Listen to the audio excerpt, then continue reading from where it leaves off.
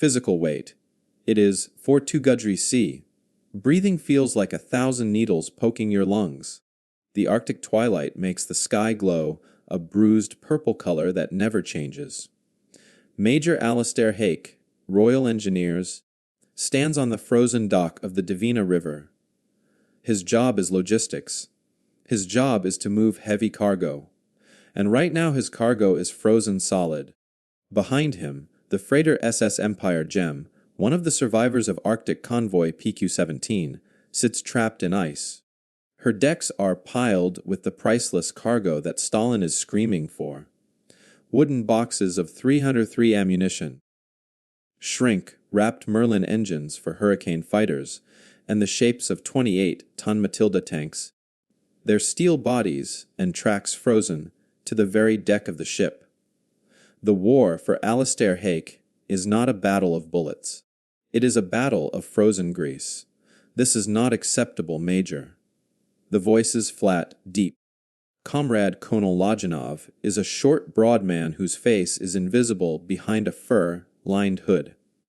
He is the Stavka representative. He points a mittened hand at Hake's logistics train. It's a line of 3-ton British-made Bedford OY trucks. They are ghosts. A group of desperate Soviet soldiers has built a bonfire under the oil pan of the lead truck. They are trying to melt the engine oil, which is as thick as tar.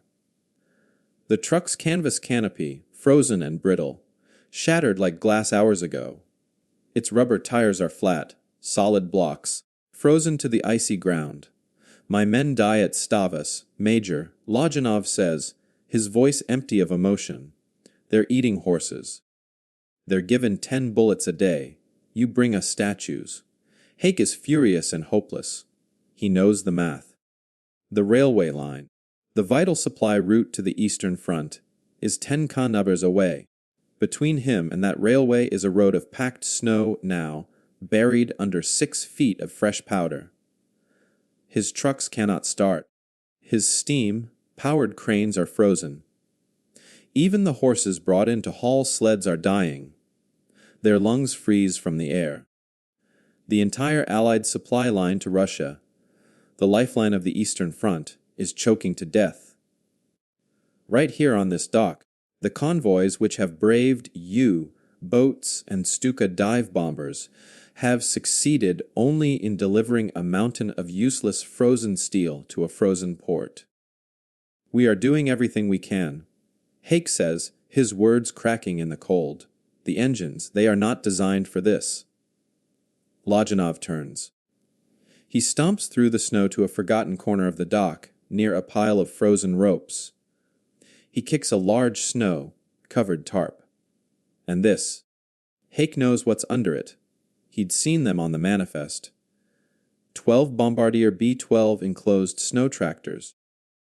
A last-minute addition from the Canadian Army, listed under Arctic Specialist Equipment. Hake, a man of trucks and trains, had dismissed them.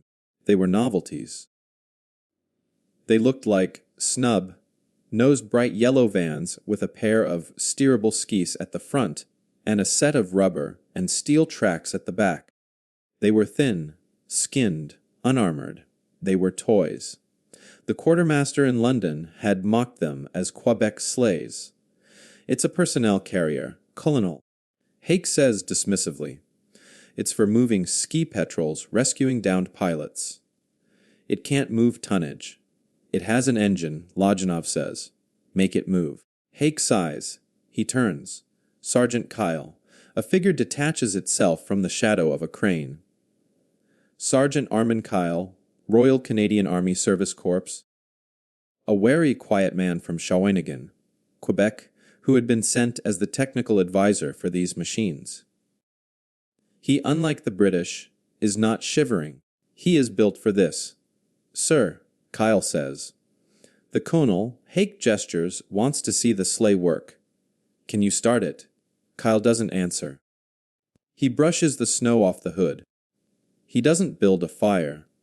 He pulls a small blowtorch from his pack, opens a small access panel, and begins to expertly warm the engine block and the intake manifold. He knows this engine. It's a Ford Flathead V8, adapted by a man he knows back home, a mechanic named Joseph, Armand Bombardier. Bombardier had invented this machine not for war, but for life. He'd invented it after his own son had died of appendicitis, because the snow was too deep to get to a hospital. He'd built it to carry doctors to sick children, to get priests to remote villages. It was a civilian vehicle, a snow bus designed to conquer the sacré hiver, the sacred winter. Kyle finishes his work. He climbs into the cab. He pulls the choke. He hits the ignition. The Bedford truck is silent. The port is silent. The Bombardier B12 coughs. It sputters. A cloud of white, blue smoke erupts from its exhaust. And then with a deep, confident vroom, the V8 engine roars to life. Lodjanov and Hake both turn, stunned.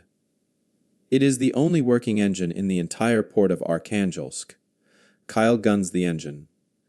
The two rubber tracks, a patented sprocket and wheel system that Bombardier had spent a decade perfecting, bite into the snow. The toy lurches forward. It doesn't sink. It floats on top of the 6-foot drift. The skis planing, the tracks throwing up a massive rooster tail of white powder. It does a complete 360-degree turn and pulls up, its engine purring. Hake stares at the 12-passenger cab. He stares at the frozen 3-ton Bedford. He stares at the mountain of frozen medical supplies, plasma, sulfa drugs, bandages. He makes the decision that will change Arctic logistics. Sergeant Kyle, Hake orders, his voice sharp. Take that thing and get 6 men. Rip the passenger seats out of it. Now. Colonel, he says, turning to Lodjanov, your medical supplies will be at the railway in 30 minutes. The Quebec novelty, the sleigh, has just become the only vehicle capable of saving the Arctic convoy lifeline. The plumbers had saved the sea lanes in Italy. The bus drivers were about to save the supply lines in Russia. February 2, 1942, 11 a.m., the Arkhangelsk, Onega railway line. Sergeant Armand Kyle is no longer a technical advisor. He is the commander of an ad hoc life-saving express service. He hasn't slept in 48 hours. His world has become a 10-kilometer stretch of frozen hell between the docks and the railway yard. His fleet consists of 8 Bombardier B12s. Their bright yellow paint, now streaked with grime and diesel exhaust. The passenger seats were ripped out with crowbars. The carpeted floors of the civilian snow buses are now slick with blood plasma and grease. The B12s are doing what the half-tracks, trucks, and horses could not. They are moving. Kyle grits his teeth as his machine, loaded with crates of .50 caliber ammunition, crests a 10-foot snow drift. The Ford V8 engine screams in low gear, but it doesn't quit. The patented track, ski system designed by Joseph Armand Bombardier to float on the soft, deep powder of rural Quebec is proving to be the single most effective piece of technology in the entire port. While the Bedfords and ZIS-5 trucks sit frozen, their axle is buried, the B12s are running a constant shuttle. They are pulling 2-ton sleds, wanagans loaded with artillery shells. They're carrying wounded Soviet soldiers from the front brought in by train to the frozen hospital ships. They are most critically carrying the flight crews and high-value spare parts, magnetos, propellers, cockpit canopies for the Hurricanes that must be assembled to defend Murmansk. This is the Valcourt solution. A solution not from a military proving ground, but from a small town garage in Valcourt, Quebec. Back in Valcourt, Joseph, Armand Bombardier himself, is in a state of frantic patriotic production.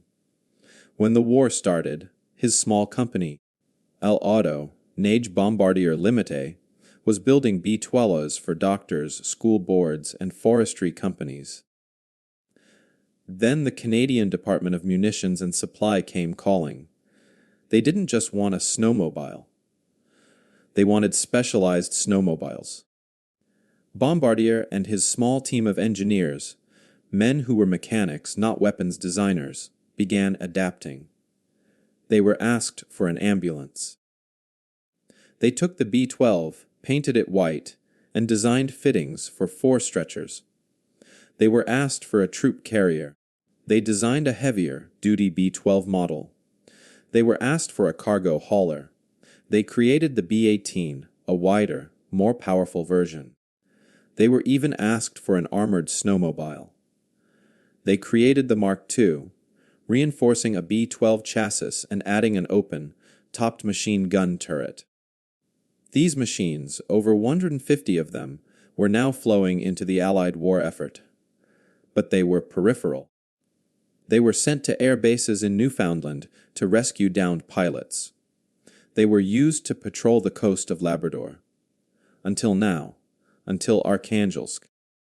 Here in the frozen artery of the Eastern Front, Kyle and his small team of Canadian mechanics are discovering in real time the genius and the flaws of their machines. The B12 is a civilian vehicle. It's built for comfort. This is a problem. The rubber tracks designed for logging roads are being shredded by the shrapnel, littered ice, crusted docks. The steering skis designed to turn in soft snow are buckling under the weight of towed ammunition sleds. In a makeshift garage, a converted fish freezing warehouse, Kyle and a Soviet mechanic named Petya are performing battlefield surgery. They don't have spare parts from Valcourt. They have a wrecking yard of frozen Allied and Soviet equipment. The track pins are shearing. Kyle explains, holding up a broken steel pin. The rubber is too brittle. It can't take the torque. Petya, who has kept T-26 tanks running on vodka and prayer nods. He disappears and returns with a box of track links from a destroyed T-70 light tank. They're all steel. Too heavy. But the pins. They spend the night hammering, redrilling, and swearing. By dawn, they have created a hybrid track, reinforcing Bombardier's rubber and canvas belt with Soviet-made steel grousers and pins. The Valcourt Arkhangelsk pattern. The modified B12 roars out of the shed. It is louder, it is rougher, but it grips the ice-licked dock like a bulldog. It now tows 3 sleds. Major Hake, watching from his office, finally understands. He is not looking at a Quebec sleigh. He is looking at the grandfather of the all-terrain vehicle. He is looking at the only thing that works. He sends an urgent, frantic cable to London, which is bucked to Ottawa. The message is simple: convoy logistics failing. Trucks useless. Horse transport failed. Only Canadian snow tractors operational. Sending modification specs. Require all available units and spares immediately. The toy has become the pivot point. But the Arctic War is not just in Russia. 6 Zausenklammern to the west, another even more secret war is being waged, and it is a war of speed. February 20th, 1942, Goose Bay, Labrador, Royal Canadian Air Force Station. Flying Officer Howard Scott, a 22-year-old pilot from Dauphin, Manitoba, stares at the teletype, a Mayday signal. A Lockheed Hudson patrol bomber hunting U-boats has gone down on the ice 150 miles north on the coast of the Labrador Sea. 3 years ago, those men were dead. A rescue by dogs would take 2 weeks, if it was possible at all. A rescue by ski plane is impossible in the 50-knot crosswind that is currently howling across the airfield. Get the Penguin, Scott shouts. He runs to the hangar. It's not a B-12. It's another Canadian oddity, a snowmobile light mark built by the small Ottawa firm of R.S. Morris. It is essentially a motorcycle chassis with a single ski at the front and a small track at the back. It's fast, light, and completely exposed. Scott pulls on his parka, goggles, and fur-lined helmet. He straddles the machine, its small engine sputtering to life. He and another rescuer on a heavier B12 ambulance roar off into the whiteout. The B12 provides the power and the shelter. Scott's Penguin is the scout. He rockets ahead, his single ski carving through the frozen landscape, reading the snow drifts, scanning the horizon. 8 hours later, half frozen but alive, Scott finds the Hudson's fuselage crumpled on the sea ice. 3 survivors huddle inside, burning the last of their maps to stay warm. The toy, the Quebec sleigh, the Penguin, this entire family of overlooked Canadian inventions is no longer a peripheral niche. It has become the only way to move, rescue, and fight in the vast frozen theaters of the war. From Arkhangelsk to Labrador, the machines born in the mind of a small, town Quebec civilian are keeping the Allied supply lines from collapsing, one small V8-powered shuttle at a time. The war for the Arctic is now a war of logistics. And Canada, the Great White North, is the only country that brought the right tools to the fight.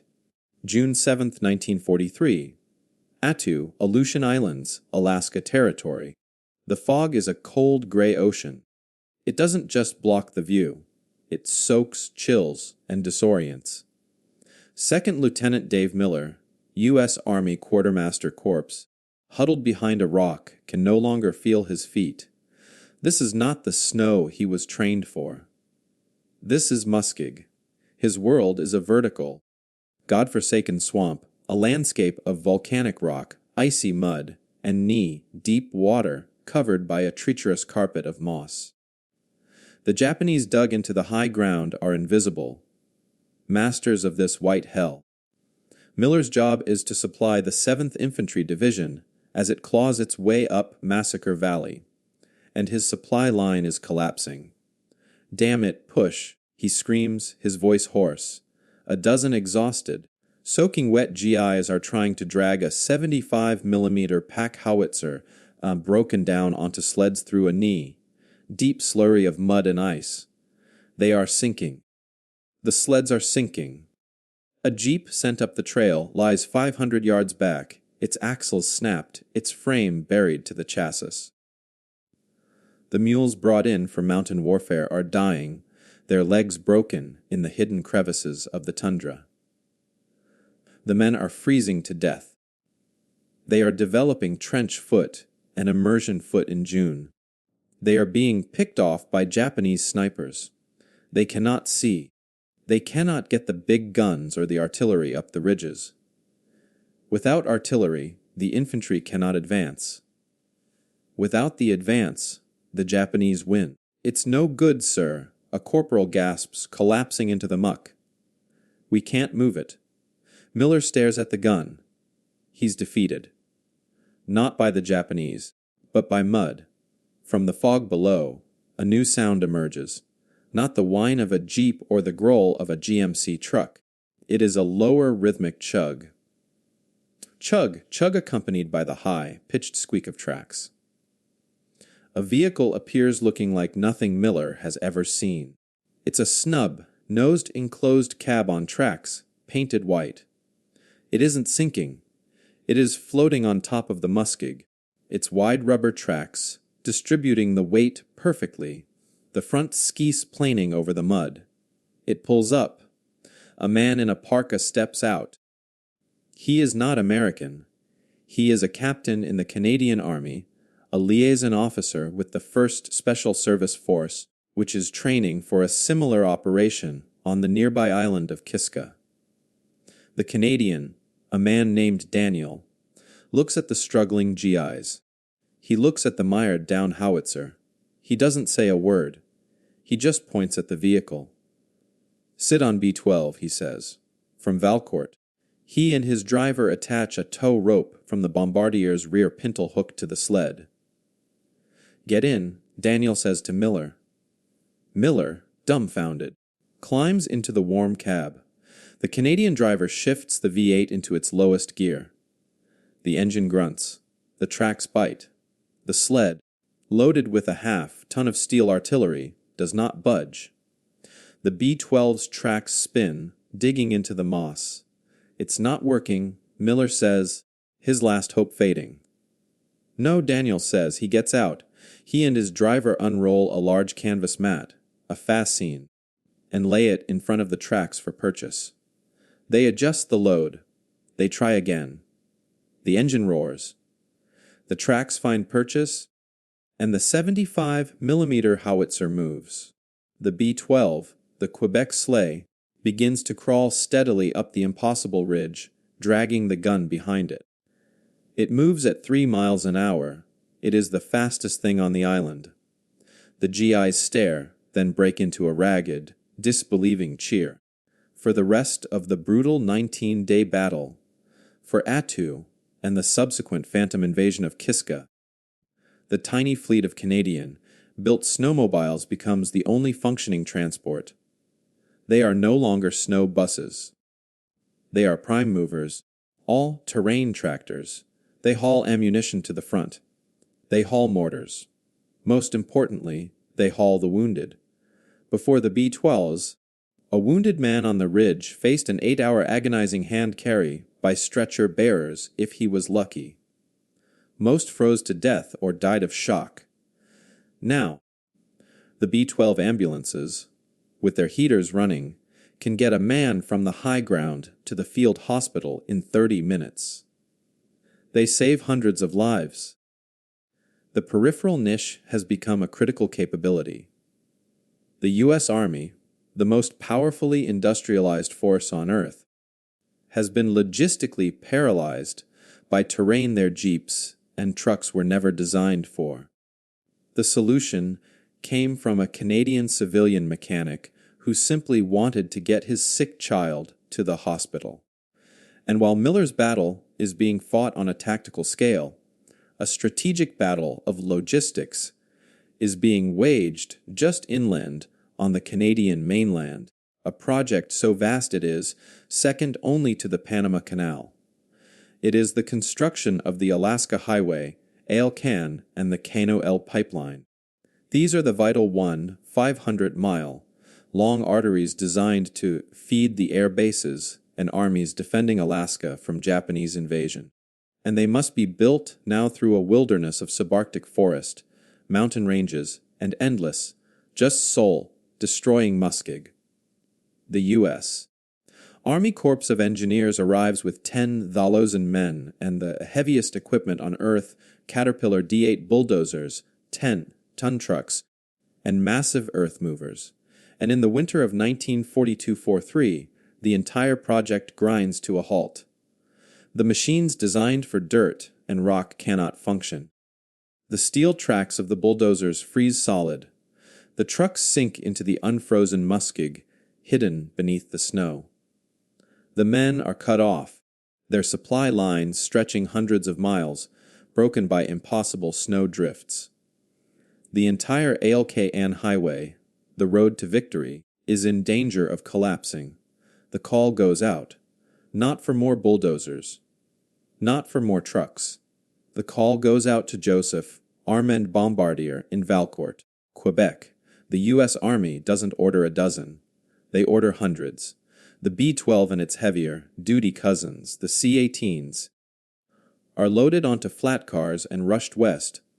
They are not an ancillary support. They are the lead vehicles. They become the scouts, punching through 20-foot drifts to survey the route. They become the personnel carriers, moving the engineers and survey crews. They become the supply line, hauling fuel, dynamite, and rations to the isolated construction camps, keeping the men alive and the bulldozers fueled. The radio kids had kept the sea lanes open. The plumbers had kept the roads in Italy closed. Now the bus drivers from Quebec are keeping the most important strategic highway of the Northern War open. They are succeeding where the most powerful military, industrial complex in the world had failed. The sleigh has become the unglamorous, overlooked, and absolutely essential workhorse of the entire North American theater. December 20th, 1944, 1600 hours, the Ardennes Forest near Bastogne, Belgium. The snow is not a gentle powder. It is a relentless, suffocating force driven by a 40-knot wind. It is piling into 10-foot drifts, burying the narrow, winding roads of the Ardennes. For the men of the U.S. 101st Airborne Division, the Screaming Eagles, the world has shrunk to the size of a frozen foxhole. They are surrounded. The Panzer Grenadiers of the 5th Panzer Army are everywhere. This is the Battle of the Bulge. And the American Army, the most mobile mechanized army in human history, is paralyzed. The 2.5-ton Deus and a half-trucks are spun out, abandoned in ditches. The jeeps, the iconic workhorses of the war, are useless, their wheels spinning helplessly in the deep drifts. Even the M4 Sherman tanks are road-bound, their narrow tracks unable to get traction, making them easy prey for German 88s. The 101st is cut off. They have ammunition for perhaps 2 days. Their field hospitals are overflowing, and the wounded are freezing to death on their stretchers. The entire Allied counteroffensive is in danger of collapsing, not from German panzers, but from snow. At a corps-level command post 30 miles west, General Patton is famously apoplectic. He wants to move. He cannot. "Get me anything that moves in this," he roars. The call goes out, and the answer that comes back is not a new tank or a bigger truck. It is a small, strange-looking vehicle that most GIs have never seen before. It is the M29 Weasel. The Weasel is a 4,500-pound tin skinned box with wide 20-inch tracks. It has no armor. It has no gun. It looks like a bathtub on treads, and it is the most important vehicle in the Ardennes. It is also, in its DNA, a Canadian snowmobile. After the U.S., Army saw what Bombardiers B12s and C-18s did in the Aleutians and on the Aleutian highway. After they watched this Quebec sleigh float over terrain that paralyzed their own heavy equipment, they realized their entire logistics doctrine was wrong. They had nothing for this kind of war. They didn't just buy Bombardier's machines. They learned from them. The U.S. Army, in partnership with Studebaker, began a crash program to build a dedicated military snow vehicle. They studied Bombardier's patented sprocket and wheel track system, his low ground pressure design, his flotation principle. The M29 Weasel was the result. It was the American-built, militarized, mass-produced grandchild of Joseph Armand Bombardier's civilian snow bus. Now, in the Ardennes, these heirs of Valcourt are thrown into the fight. A young private from the 82nd Airborne, his feet half frozen, is handed the keys to a Weasel. He has never driven one, just pointed at the trees. "Son," his sergeant says, "it don't need a road." The private hits the gas. The Weasel, its wide tracks distributing its weight to less than 2 pounds per square inch, less than a marching soldier, does not sink. It climbs the 10-foot snowdrift, floats over it, and disappears into the forest. For the next week, the Weasels become the only functioning supply line. They are the new ambulances. They drive off, rode through the forests right up to the front, line foxholes, pulling wounded men from the snow and shuttling them back. Their small engines the only sound of hope in the frozen woods. They are the new signal corps. They lay thousands of miles of telephone wire, reconnecting the cut-off companies. They're lightweight, allowing them to cross frozen rivers the Germans know are impossible. They are the new quartermasters. They shuttle the three things keeping the 101st alive: ammunition, Kate rations, and plasma. While the Panthers are stuck on the main roads, The weasels are creating a new invisible network of supply lines through the impossible forest. The peripheral niche has just become the critical logistic linchpin for the largest battle on the Western Front. The lessons learned in the ice of Arkhangelsk and the muskeg of the Aleutians are now being paid forward. The Canadian-built bombardiers, still in service, are simultaneously performing the exact same miracles in the forgotten Italian mountain campaign, hauling supplies for the 1st Canadian Division in the Apennine winter. The war is won. The great armies of the world stand down, and in the cold light of the post-war era, military logisticians from every major power, the US, Britain, the Soviet Union, all come to the same belated conclusion. Their entire multi-billion-dollar arsenal of trucks, tanks, and half-tracks is useless in 40% of the world's terrain. It is useless in snow, in muskeg, in tundra, and in swamp. They all need a weasel. They all need a bombardier. The toy, the Quebec sleigh, the novelty invented by a small, town civilian to get a doctor to his dying son, has done more than just save a few convoys or rescue a few pilots. It has forced the world's great armies to completely rewrite their doctrine.